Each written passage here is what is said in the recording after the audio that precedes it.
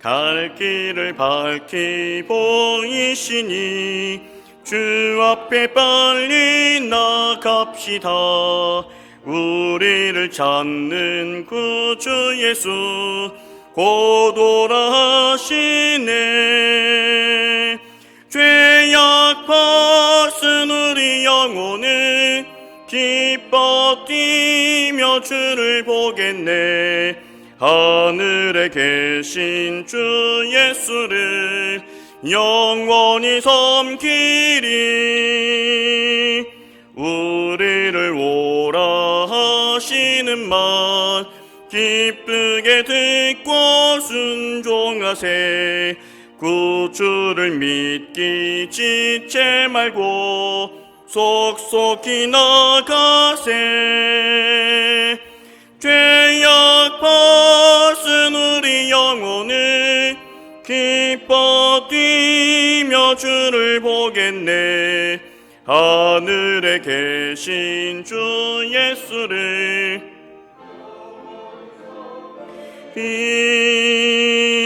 주 오늘 여기 계시오니 다 와서 주의 말씀 듣세. 듣기도 하며 생각하니 참 진리시로다. 죄악 벗은 우리 영혼은 기뻐 뛰며 주를 보겠네. 하늘에 계신 주 예수를 영원히 섬기리. 이제 마음과 정성을 모아서 사순절 5번째 주일 예배를 하나님 앞에 올려드리겠습니다.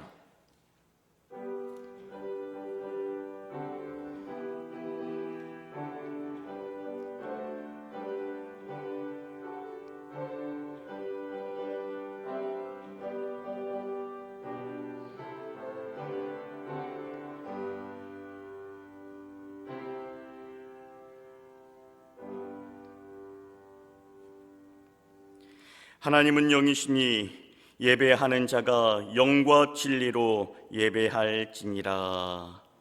하나님 감사합니다. 오늘도 사순절 5번째 주일을 허락하여 주시고 우리 믿음의 백성들 온 가족들이 함께 모여서 주님 앞에 무릎 꿇게 하시니 감사합니다.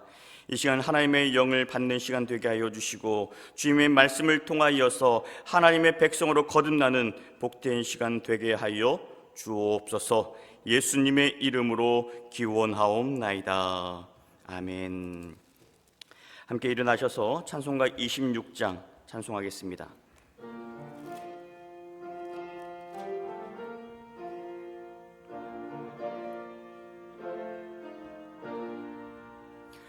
구세주를 아는 이들 찬송하고 찬송하세. 마음과 뜻과 힘 다하여 경배 드리세. 주를 알지 못한 이들 주가 친히 인도하사 그의 피로 구속하니 찬송 부르세. 약한 사람 도움받아 시험 중에 참게 되니 모든 죄를 이길 힘은 믿음뿐이라.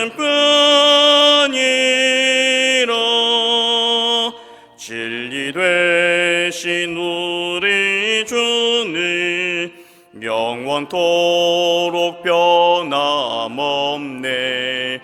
성도들아 주를 믿어 길이 섬기세.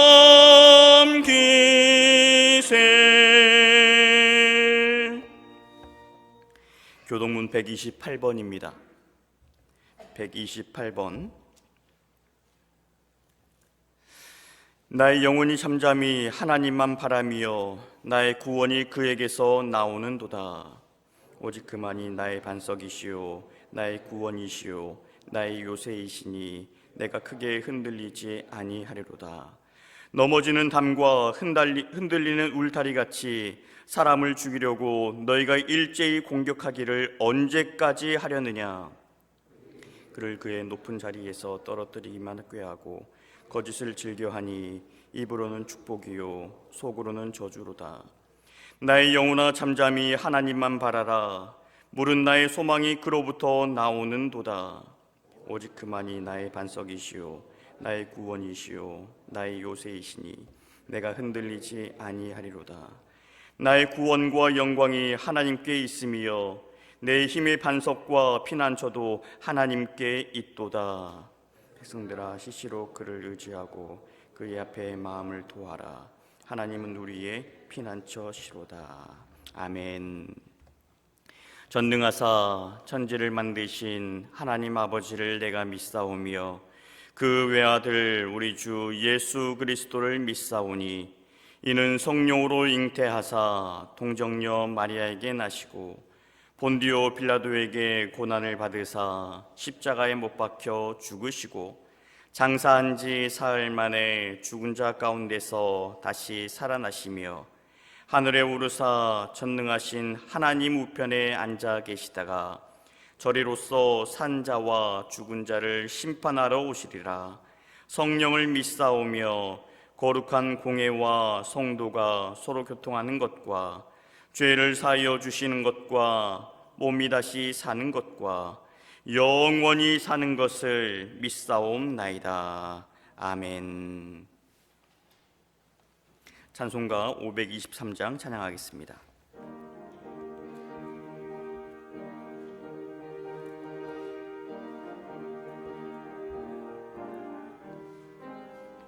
어두운 죄악 길에서 목자 없는 양같이 모든 사람 길 찾아 헤맨다.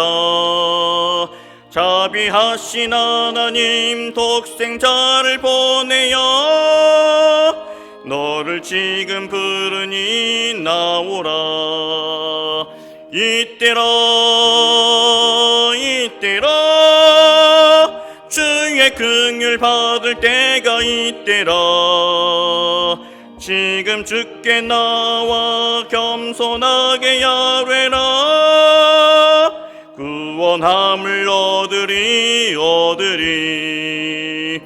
험한 십자가 위에 달려 돌아가신 주 다시 살아나셨네 기쁘다. 죄인 구원하실 때여서 주께 나와 크신 은혜 구하라. 이때라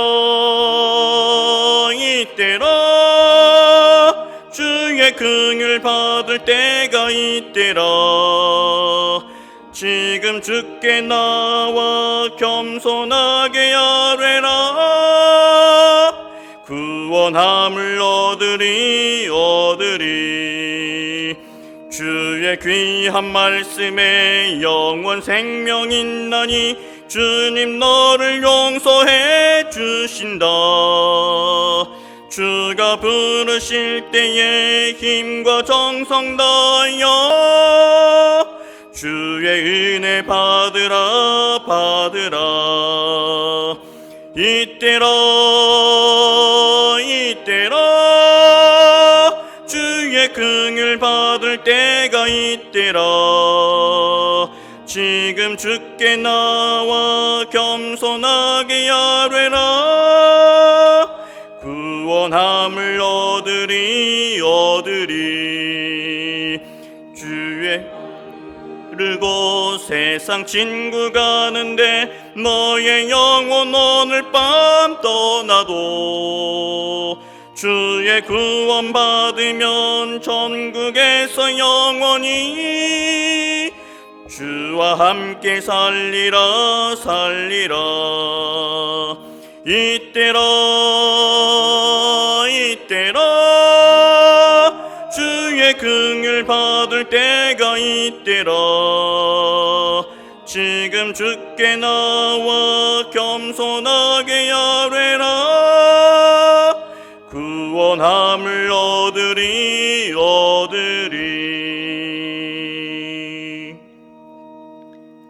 이정섭 장로님 기도 인도하시겠습니다.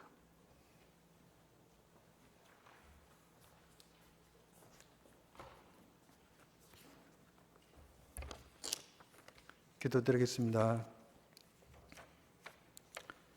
세세 뭉토록 찬양과 영광을 받으시기에 합당하신 만군의 여호와 하나님, 그 크신 능력과 위대하심을 찬양드립니다. 우리를 구원하시기 위해 이 땅에 오셔서 십자가의 고난을 당하시고 돌아가시까지 순종하시며 3일 만에 부활하신 소망의 주님께 경배를 드립니다. 이 시간 코로나 속에서도 사순절 5번째 복된 성일을 허락하시니 감사드립니다. 성도님들의 처소에서 가정 예배로 주님을 영화롭게 찬양하며 예배드리게 하시는 성령 하나님께 감사 영광을 올려드립니다. 지난 한 주 동안도 사순절을 보내면서 주님의 십자가 은혜를 기억하며 살아야 하는데 셀 수 없는 많은 은혜를 받고도 때때로 말씀을 떠나 살아왔음을 고백합니다.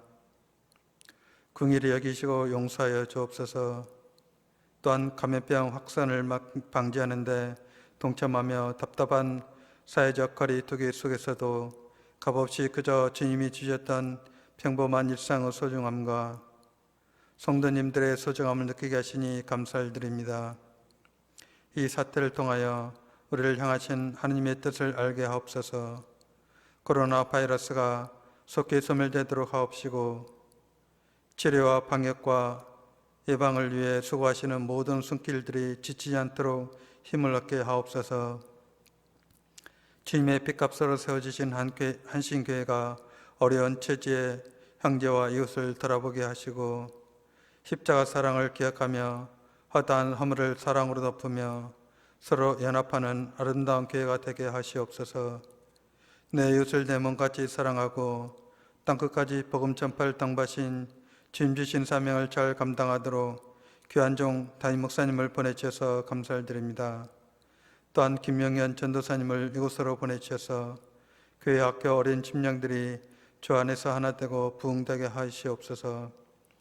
이 어려운 시기에 먼저 믿고 그 사랑을 누린 주의 백성들이 나라와 민족과 교회를 위해 기도하게 하시고 삶이 예배되게 하시며 한신의 모든 성도님들 주님 주시는 평강과 감사로 넘치게 하옵소서.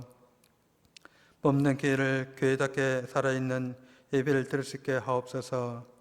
찬양대의 찬양을 기억하옵시고 목소리 높여 다시 찬양드릴 그날을 위해 기도하게 하옵소서. 오늘도 주님의 말씀을 들고 단위에 서시는 목사님을 성령의 권능으로 붙들어 주셔서 심령 골수를 쪼개는 권세의 말씀이 되게 하시고 아멘으로 화답하게 하옵소서. 듣는 귀가 열리게 하시고 은혜를 주님을 만나는 은혜가 임하기를 원하고 바라오며 우리를 사랑하시되 죽기까지 사랑하시는 예수 그리스도의 이름으로 기도드립니다. 아멘.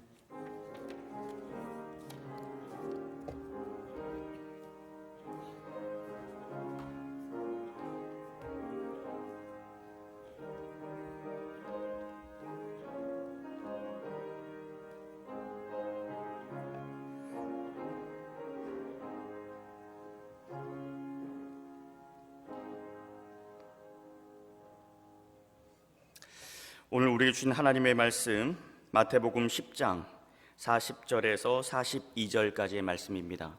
마태복음 10장 40절에서 42절까지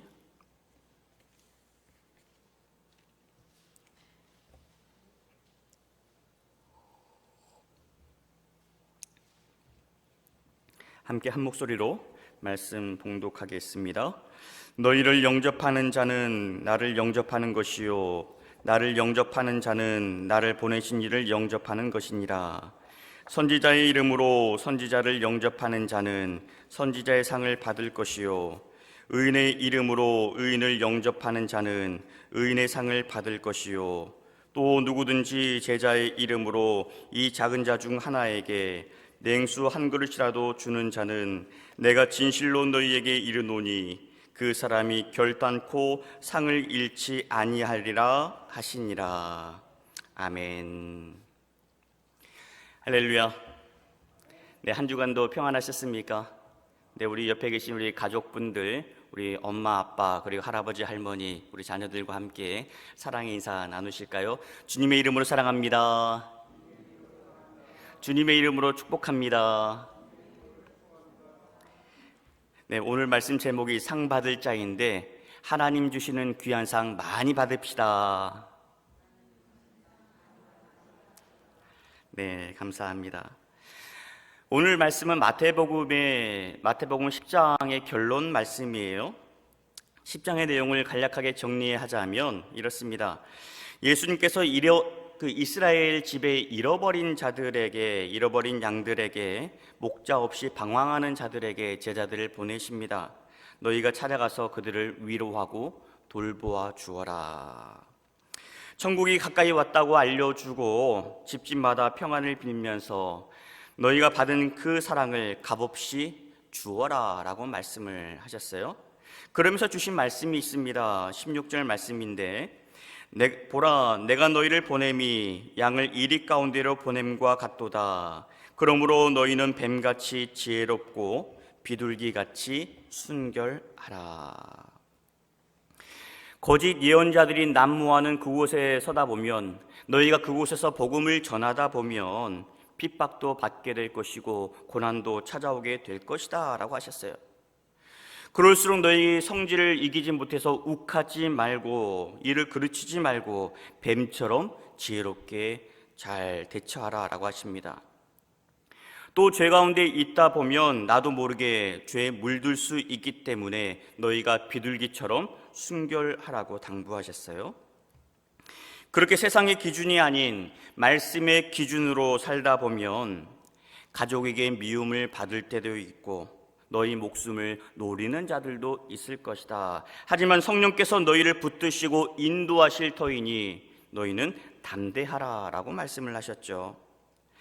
하지만 아무리 하나님이 우리와 함께 하신다 하더라도 그 걷는 그 길마다 핍박만 있고 고난만 있다라고 한다면 여러분 어떤 사람이 선뜻 그 길을 걸을 수 있겠습니까? 쉽지 않을 겁니다. 바로 이때 주님께서 하신 말씀이 있어요. 두려워하지 말라, 두려워하지 말라, 또 두려워하지 말라.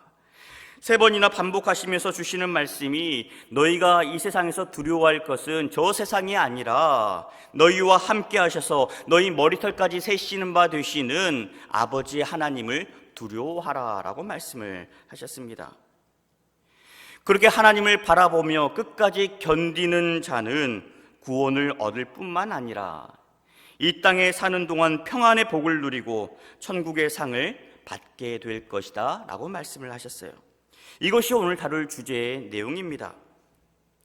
물론 우리가 상급을 받자고 복음을 전하고 믿음 생활을 하는 것은 아닙니다만, 복음을 위해 애쓰는 자들에게 주님께서 예비하신 상급이 있다면 여러분, 우리가 그것을 받아 누려야 되지 않겠어요? 여러분 모두가 그렇게 말씀대로 살아가시면서 하나님께서 주시는 상급도 마음껏 누릴 수 있기를 바랍니다. 여러분, 상에도 여러 가지 상이 있죠. 공부하는 학생들에게 어떤 상이 가장 값질까요? 성적 우수상이라든지 표창상, 노력상, 여러 가지 다 있습니다. 그렇지만 자식을 기르는 부모의 입장에서 볼 때는 물론 우리 아이가 반장도 하고 각각의 대회에 나가서 상도 받아오면 좋겠습니다만, 그 어떤 상보다 귀한 상이 있다면 모든 과정을 건강하게 잘 마치고 나서 받는 개근상이 가장 값진 상이 아닐까 생각이 듭니다. 우리 하나님 아버지도 마찬가지일 거예요. 자녀된 우리가 이 땅에 사는 동안 세상으로부터 인정받는 것도 중요하지만 하나님 아버지께서 준비하시는 그 상을 사모하는 사람을 더 기뻐하지 않으실까요? 그리고 믿음의 경주를 마치고 받는 구원의 상까지, 여러분, 오늘 말씀을 통하여서 하나님께서 주시는 놀라운 상들을 함께 받기를 바라는 그런 거룩한 욕심을 가질 수 있기를 바랍니다. 먼저 상 받는 원리를 알려주세요. 어떤 사람이 상을 받는가?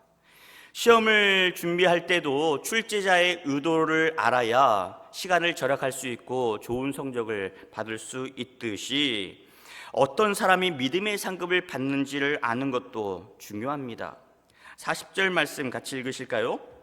너희를 영접하는 자는 나를 영접하는 것이요 나를 영접하는 자는 나를 보내신 이를 영접하는 것이니라. 복음을 전하는 너희를 영접하는 자는 곧 나를 영접하는 것이고, 예수님을 영접하는 자는 곧 나를 보내시는 이 하나님을 영접하는 것과 같다라고 말씀을 하셨어요. 여러분, 이 말씀을 거꾸로 뒤집어 보면 어떻게 돼요? 하나님을 영접하는 방법을 알려주시는 거죠. 우리가 눈에 보이지 하나님을 어떻게 영접할 수 있겠는가? 이 말씀을 따라가면 됩니다.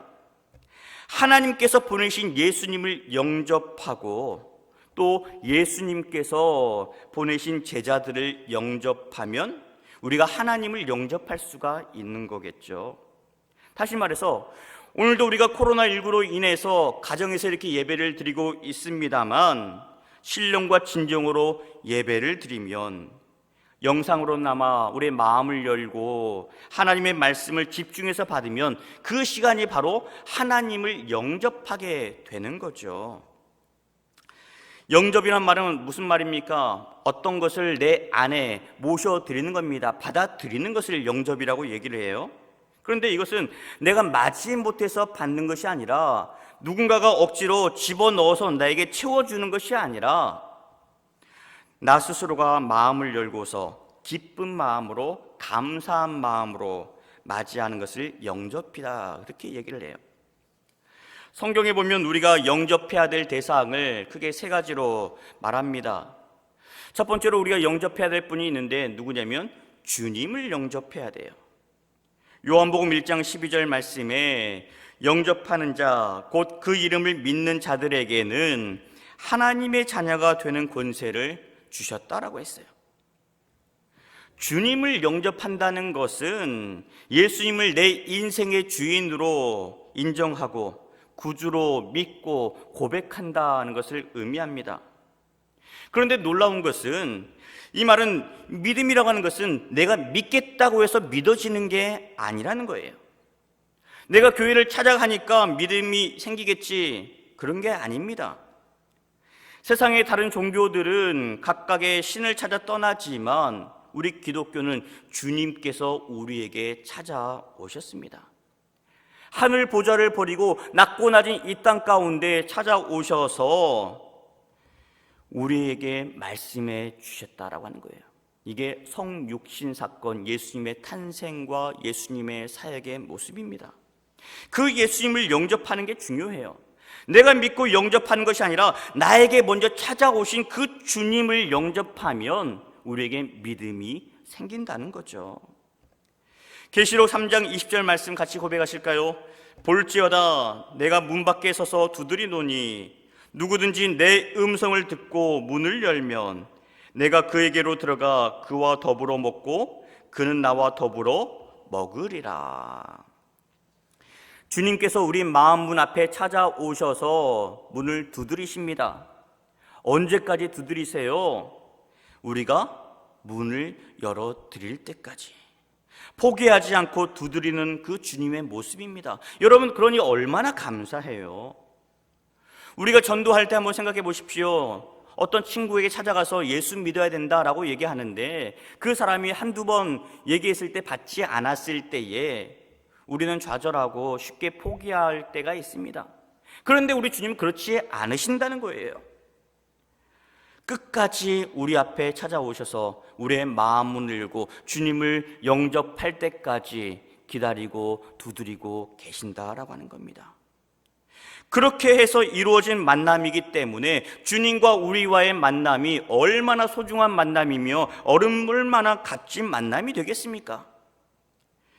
그렇게 주님께서 내 안에 들어오시면, 주님의 말씀이 내 안에서 살아 역사하시면 그때부터 이제 변화가 일어나기 시작합니다. 갈라디아서 2장 20절에 보시면 같이 읽겠습니다. 내가 그리스도와 함께 십자가에 못 박혔나니 그런즉 이제는 내가 사는 것이 아니요 오직 내 안에 그리스도께서 사시는 것이라. 이제 내가 육체 가운데 사는 것은 나를 사랑하사 나를 위하여 자기 자신을 버리신 하나님의 아들을 믿는 믿음 안에서 사는 것이라. 주님이 나에게 찾아오셔서 내 안에 들어오시면, 그래서 나도 주님 말씀대로 살겠다라고 하는 그런 결단이 생기게 되면 내 안에서 변화가 일어나게 됩니다. 내 안에 있던 욕심과 내 자랑과 내 죄를 저 십자가에 못 박을 수 있게 되는 거예요. 그때는 나 혼자가 아닙니다. 무엇을 하더라도 우리 주님이 나와 함께 하시게 되는 거죠. 그러니 이제는 내가 사는 것이 아니라 오직 내 안에 계신 그리스도께서, 예수께서 나와 함께 사시는 것이라. 이제 내가 육체 가운데 사는 것은, 우리가 이 땅 가운데 산다는 것은 나를 사랑하시고 나를 위해 자기 자신을 버리신 예수 그리스도를 믿는 그 믿음 안에서 사는 것이다 라고 했어요. 여러분 함께 따라 하실까요? 내 안에 주님을 모시자. 내 안에 주님께서 거하게 하시자. 여러분 어떻게 해요? 내 안에 있는 더러운 생각을 정리하고 주님께서 불편하지 않도록 주변을 정리하면 됩니다. 그렇게 주님을 모시고 주님께서 우리의 인생을 이끌어 가실 때 아멘으로 화답하면서 기쁨으로 동행할 수 있는 저와 여러분 되기를 축원합니다. 우리가 두 번째로 영접해야 될 대상이 있어요. 오늘 말씀에 보면 주님의 일꾼을 영접하라 라고 했어요. 예수님이 보내신 일꾼을 영접하는 것이 곧 예수님을 영접하는 것이고 그것이 바로 하나님을 영접하는 것이다 라고 말씀을 하셨어요. 주의 일꾼을 영접하라. 흔히 목사를 향해서 주의 사자 이렇게 부르곤 합니다. 하나님이 보내신 사람이다, 그런 의미이죠. 하나님께서 저를 우리 한신교회로 보내셨어요. 그런 의미에서 주의 사자다라고 말할 수 있습니다. 그런데 저만 이곳에 보내셨을까요? 우리 전도사님도 우리 교회에 보내셨고 그게 다가 아닙니다. 여러분 한 분 한 분 역시 하나님께서 우리 교회로 보내신 줄로 믿습니다. 여러분 각자에게 직분을 주셔서 땅끝까지 이르러 복음을 전하라 라고 하지 않으셨습니까? 주님의 명령을 받고 그 명령대로 살고 있다면 여러분 역시 하나님의 일꾼이 된다라고 하는 거죠. 여기서 중요한 표현은 땅끝까지에 있습니다. 땅끝에 이르기 위해서는 어떻게 해야 돼요? 내가 서 있는 이곳에서, 우리 가정에서, 우리 교회에서, 이 전화동 일대에서 먼저 최선을 다하고, 그리고 땅끝에 이르기까지 밟는 모든 땅들에서 어떻게 살아갈 것인가, 이게 중요합니다. 복음을 붙들고 가는 곳들마다 그리스도의 향기를 풍겨야 하는 거죠. 그런 사역을 감당하는 저와 여러분은 그런 의미에서 주님의 명령을 받은 주님의 일꾼입니다. 여러분, 옆에 계신 우리 가족분들과 이렇게 인사해 보실까요? 주의 일꾼님 감사합니다. 주의 일꾼님 사랑합니다. 주의 일꾼님 오늘도 힘내세요. 네, 우리 모두가 주의 일꾼이에요. 자, 그러면 하나님께서 보내신 그 일꾼들끼리 우리가 일꾼을 영접하려면 어떻게 해야 되겠습니까? 서로가 서로를 영접하고 받아들이기 위해서는 내 안에 있는 묵은 생각을 버려야 됩니다. 상대방에게 있는 그런 선입관들을 버려야 합니다. 또 내 생각만 옳다라고 하는 그런 주장도 내려놓아야 합니다. 그렇지 않고 무엇을 하든지 내 생각대로 내 뜻대로만 이끌어가려 한다면 그것은 하나의 폭력이 될 수 있습니다. 따라서 주의 일꾼을 영접할 때는 우리가 인정할 것은 인정하고 우리가 내려놓을 것은 내려놓아야 합니다. 그것이 때로는 불편하지만 영 마음에 들지 않을 수도 있지만 이렇게 양보하고 내려놓는 노력들이 뭐냐면 나를 십자가에 못 박는 그런 과정이다라고 하는 거예요. 이것을 통해서 우리가 주님 안에서 그리스도 안에서 참된 교제를 나눌 수 있고 하나가 될 수 있습니다. 42절 말씀 같이 한번 고백하실까요? 또 누구든지 제자의 이름으로 이 작은 자 중 하나에게 냉수 한 그릇이라도 주는 자는 내가 진실로 너희에게 이르노니 그 사람이 결단코 상을 잃지 아니하리라 하시니라. 여기서 말하고 있는 작은 자 중 하나, 이 작은 자는 누구를 얘기하냐면 복음을 전하는 자들입니다. 예수님께서 보내신 일꾼, 우리들을 얘기하는 거예요. 여러분 주변에 있는 일꾼들을 말합니다. 자, 그 일꾼들에게 냉수 한 그릇이라도 주는 자는 내가 결단코 상을 잃지 아니하리라. 냉수 한 그릇은 큰 게 아니지요. 누구나 줄 수 있는 겁니다. 그런데 이 작은 것을 나누는 것도요, 그냥 되지 않습니다. 나누는데도 훈련이 필요하고 작은 것을 나누는데도 헌신이 필요하고 사랑이 있어야 냉수 한 그릇이라도 나눌 수 있습니다. 예수님의 사역을 돌아보면 예수님은 늘 이 작은 것 하나에 집중하셨던 것을 알 수가 있어요. 작은 것 하나에 관심을 기울이셨습니다. 뭐 저 정도는 괜찮겠지, 저 작은 것쯤 하나쯤이야, 아니에요. 예수님은 그러지 않으셨습니다. 양 한 마리를 잃고 나서도 예수님이 어떻게 반응을 보이셨어요? 99마리를 놔두고 나서 잃어버린 그 한 마리 양을 찾아나셨던 주님입니다. 사람들은 어린아이를 귀찮은 존재라고 무시하고 여겼지만, 그렇게 그 존재를 귀찮은 존재로 여겼지만 예수님은 너희가 이 어린아이와 같지 아니하면 결단코 천국에 들어갈 수 없다라고 말씀을 하셨어요. 또 누구든지 이 작은 자 하나를 실족하게 하면 차라리 연자 맷돌을 너희가 목에 감고 바다에 빠져드는 것이 100번 낫다고 말씀을 하셨습니다.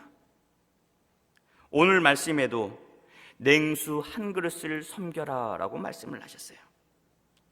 그것이 비록 작은 섬김이지만 그 섬김이 광야길을 걷는 자에게, 척박한 길을 걷는 자에게 이 냉수 한 그릇은 생명수가 될 수 있습니다.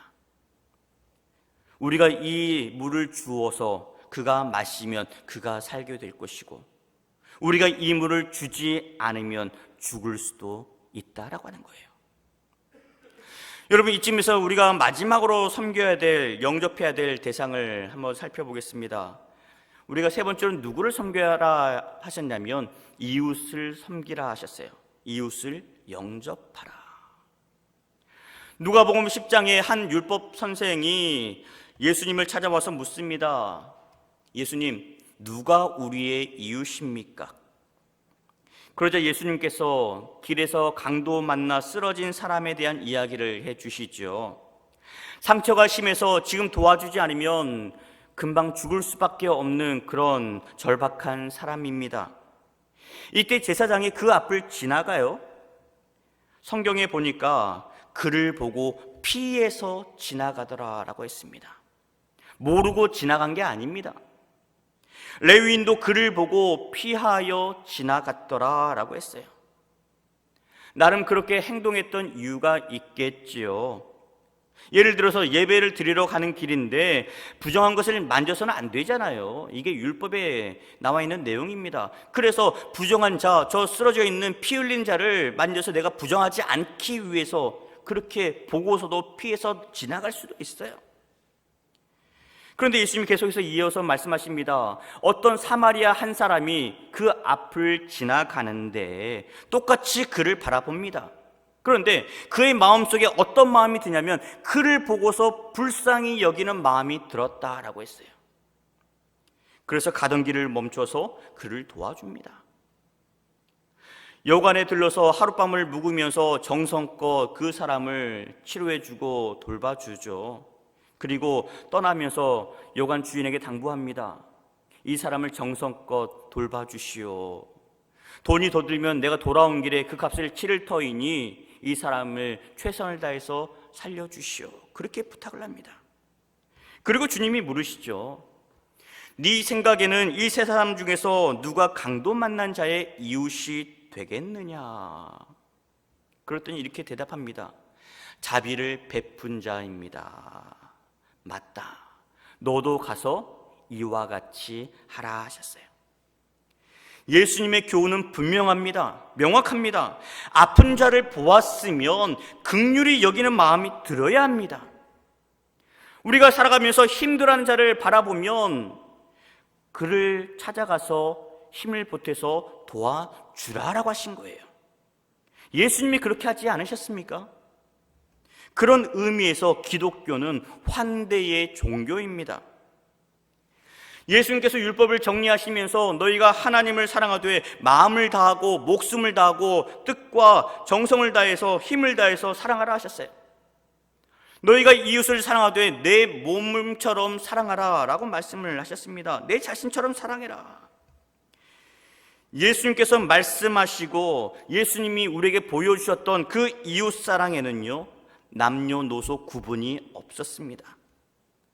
어린아이도 사랑하셨고 병자도 사랑하셨고 죄인도 사랑하셨습니다. 그렇기 때문에 거기에는 당연히 학력의 차이도 빈부의 차이도 국경의 차이도 있어서는 안 됩니다. 이웃을 사랑하되 내 자신처럼 사랑하라. 그런데 우리가 이웃을 영접할 때는요, 지혜가 필요합니다. 구별이 필요해요. 무슨 말이냐면 우리가 저들을 그리스도의 사랑으로 품되 그들의 종교와 그들의 문화와 사상은 구별해서 살필 필요가 있습니다. 그들을 환대하라고 했으니 그들을 사랑한다는 명목으로 그들의 종교와 문화까지 무분별하게 다 받아들여서는 안 된다라고 하는 거예요. 그들과 함께 하되 복음 안에서 품어주라는 거죠. 예수님이라면 그들을 어떻게 대하셨겠는가? 이 땅에 들어와 있는 수많은 난민들이 있습니다. 외국인 노동자들이 있습니다. 그들을 바라보는 우리의 입장들, 우리의 선입관들이 있어요. 주님이라면 그들을 어떤 모습으로 대하셨을까 생각하면서 주님의 마음으로 그리스도의 사랑으로 그들을 품어주는 게 필요하다라고 하는 거죠. 자, 그렇다면 우리가 주님을 영접하고 주님의 일꾼을 영접하고 이웃을 영접했을 때 어떤 상을 주시는가?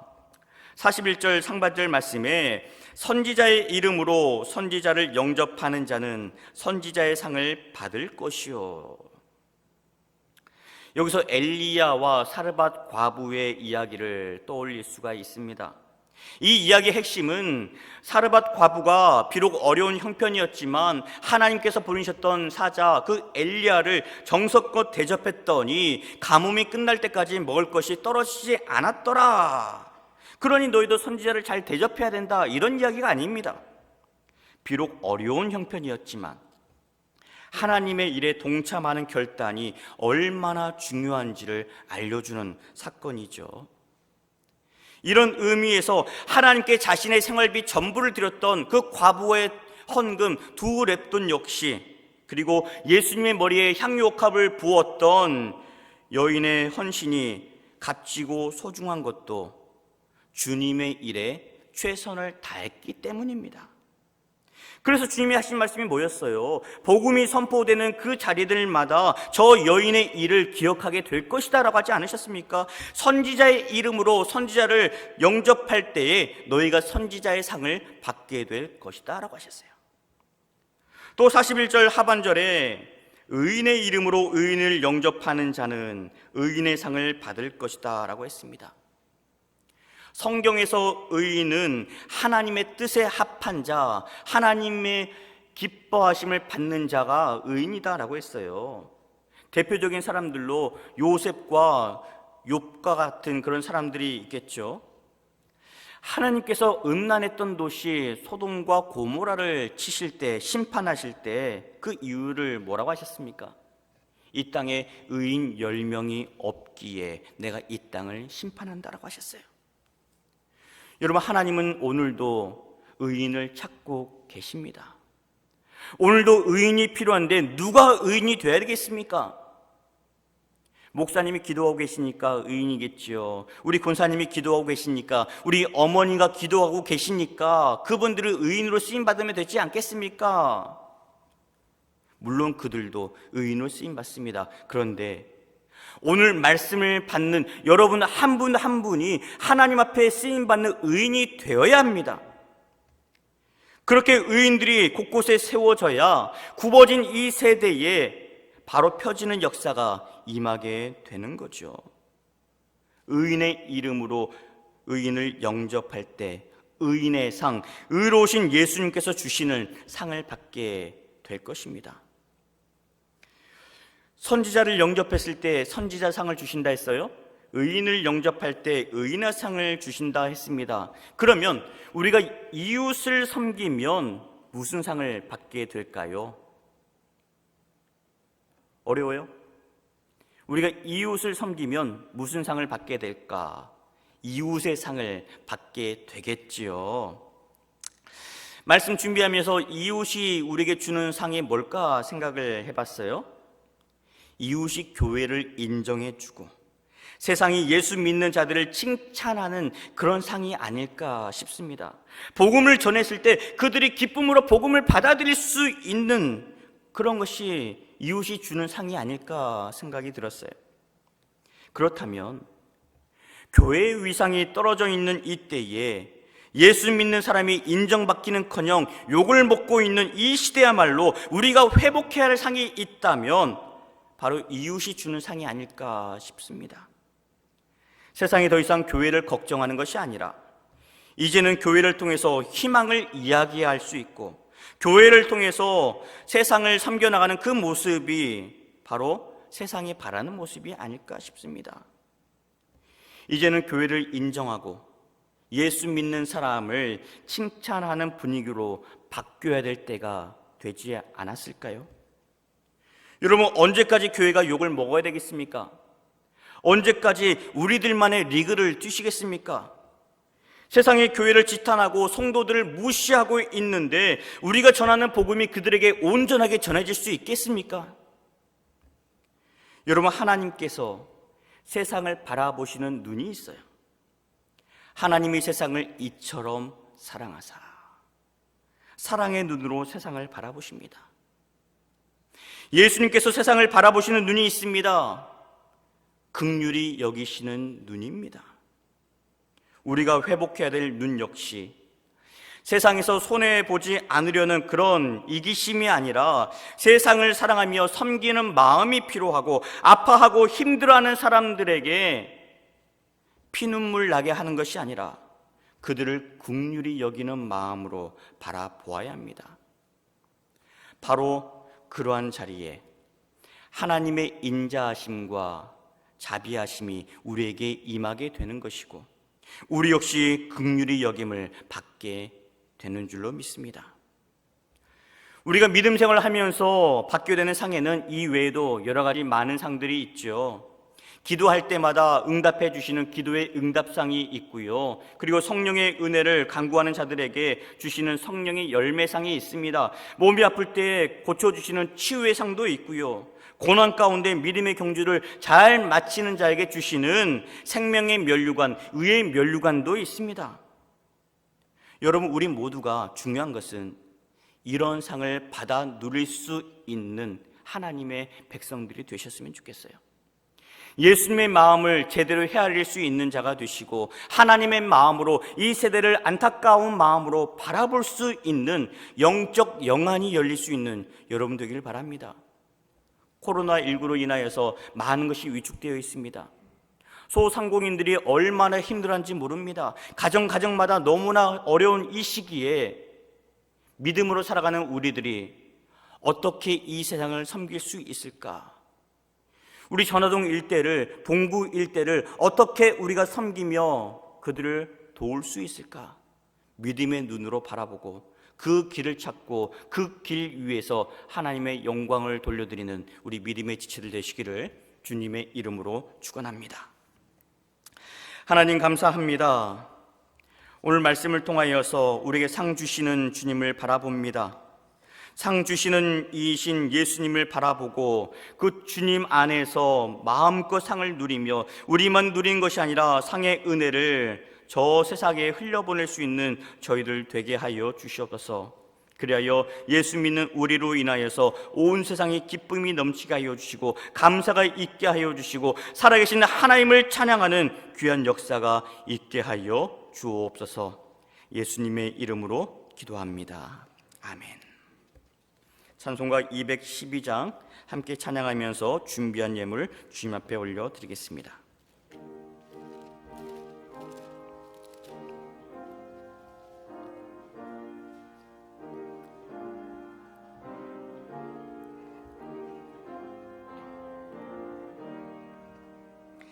겸손히 주를 섬길 때 괴로운 일이 많으나 구주여 내게 힘 주사 잘 감당하게 하소서. 인자한 말을 가지고 사람을 감화시키며 갈 길을 잃은 무리를 잘 인도하게 하소서. 구주의 귀한 인내를 깨달아 알게 하시며 굳건한 믿음 주셔서 늘 승리하게 하소서. 장래의 영광 비추사 소망이 되게 하시며 구주와 함께 살면서 참 평강 얻게 하소서.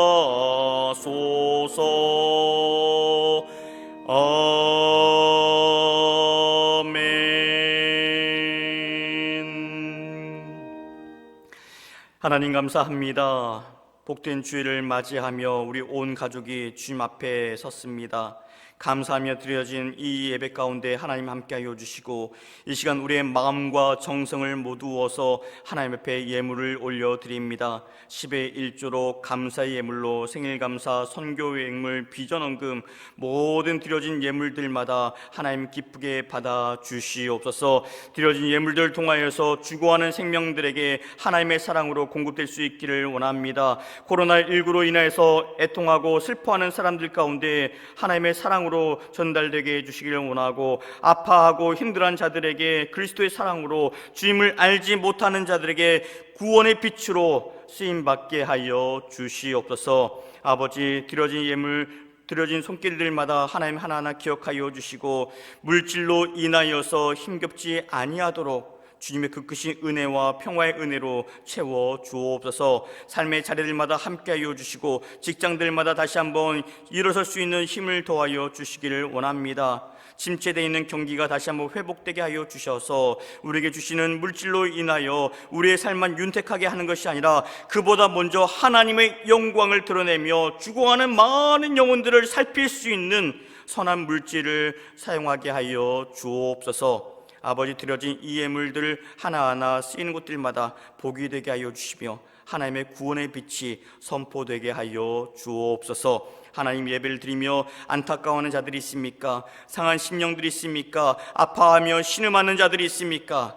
이 시간 주님께서 찾아가 주셔서 그들을 위로하여 주시고 돌보아 주옵소서. 그리하여 구원의 빛으로 채워주시고 사랑으로 채워주시고 다시 한번 하나님의 귀한 은혜로 붙들어 주셔서 오늘도 주님과 함께 행복한 동행을 해나갈 수 있도록 은혜의 빛을 더하여 주옵소서. 감사드리고 예수님의 이름으로 기도하옵나이다. 아멘.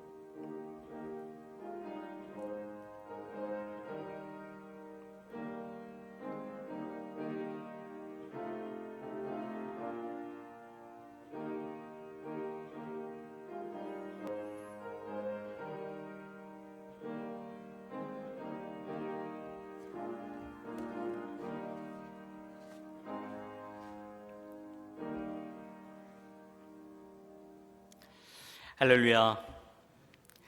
우리 함께 인사 나누실까요?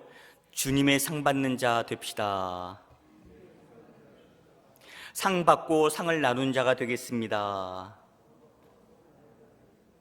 네, 우리 한신 가족을 통해서 많은 상을 누리시고 또 그 상을 함께 흘려보낼 수 있는 구원의 통로 될 수 있기를 바랍니다. 사순절을 보내고 있습니다. 여러분 함께 기억하시면서 그리스도의 은혜, 십자가의 은혜 묵상하며 보낼 수 있기를 바랍니다. 돌아오는 4월 1일은 우리 월삭 새벽 기도회가 있는 날입니다. 우리가 함께 모이지는 못하지만 가정에서 깨어서 첫 달 첫 시간을 하나님 앞에 드릴 수 있는 여러분 될 수 있기를 바랍니다. 부활주일을 맞이하여서 이제 세례를 베풉니다. 우리 작년 세례, 우리 견신내 세례를 베풀게 되는데, 세례 받기를 원하는 분들 우리 전도사님에게 신청해 주시기를 바랍니다. 우리 목자들께서는 우리 목원들 가운데 세례를 받을 분들이 없는가 함께 살펴보시고 그분들에게 권면하셔서 다음 주일까지 신청할 수 있도록 해 주시기를 바랍니다. 세례 문답 교육 일정입니다. 다음 주일 오후 2시에 세례 교육이 있겠고 돌아오는 4월 11일 날 오후 4시에 세례 문답이 있겠습니다. 기억하시고 함께 준비해 주시기를 바랍니다. 울산 CBS 방송 설교 일정이 방송국 개편에 따라서 바뀌어졌습니다. 그동안에는 화요일 새벽에 말씀이 나갔었는데 어제부터 바뀌었어요. 지난주부터 바뀌어서 매주 토요일 오후 5시 30분 말씀의 향기라고 하는 그런 시간을 통해서 설교 말씀이 전파됩니다. 이 전파되는 방송 선교를 통해서 많은 영혼들이 살아날 수 있도록 함께 기억하시고 기도해 주시기를 바랍니다.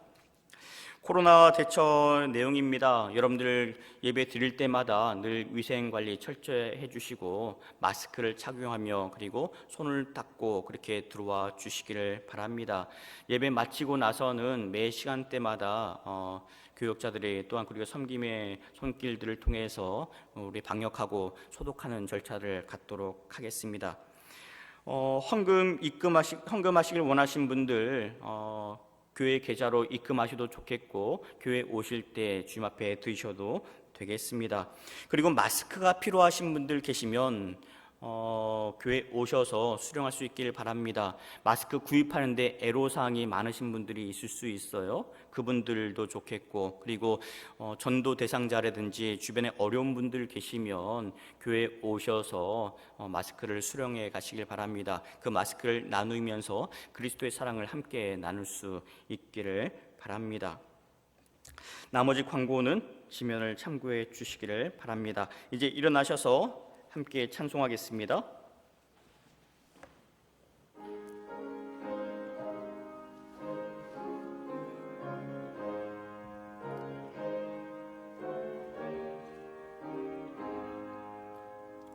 성전을 떠나가기 전 머리를 숙일 때 주께서 함께 계시고 복 내려 주소서.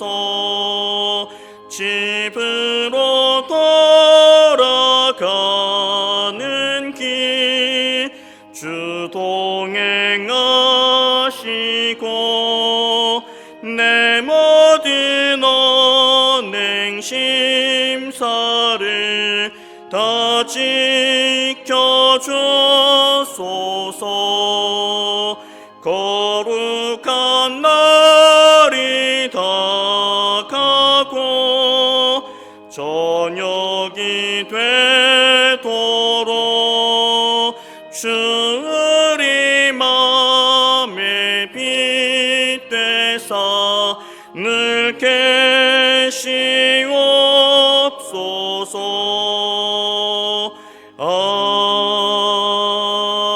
아멘. 예수님과